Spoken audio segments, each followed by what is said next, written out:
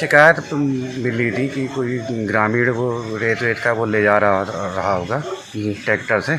तो जो घाट पर पेपरिया की जो स्वीकृत खदान है तो उनके कर्मचारियों ने उनको रोका होगा, तो उसी से थोड़ा सा विवाद हुआ है जी।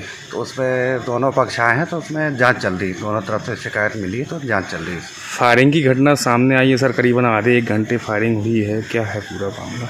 बच्चे भी आए हैं, ग्रामीण भी आए हैं, महिलाएं भी आए हैं, तकरीबन 50 की संख्या में ग्रामीण थाने के बाहर खड़े हुए हैं।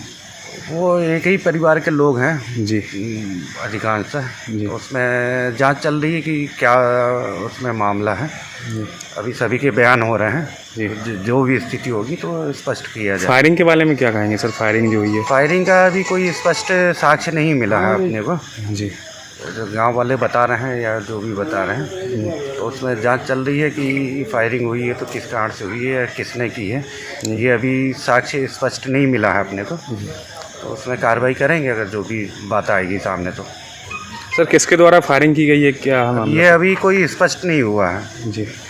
ये अगर फायरिंग की है नहीं की है तो ये अभी स्पष्ट साक्ष्य नहीं मिले हैं जी।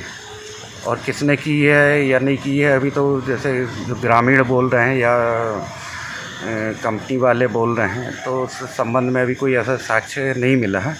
जैसा भी अगर जानकारी आएगी तो उसमें कार्रवाई होगी। ग्रामीण द्वारा गाड़ियां भी तोड़ी फोड़ी गई हैं, थाने भी गाड़ियां लाई गई हैं सर, कुछ तो कुछ होगा सर?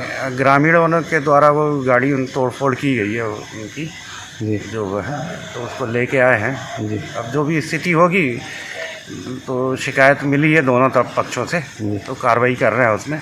जो भी स्थिति होगी तो उस पर जांच चल रहा है और कार्रवाई की जाएगी।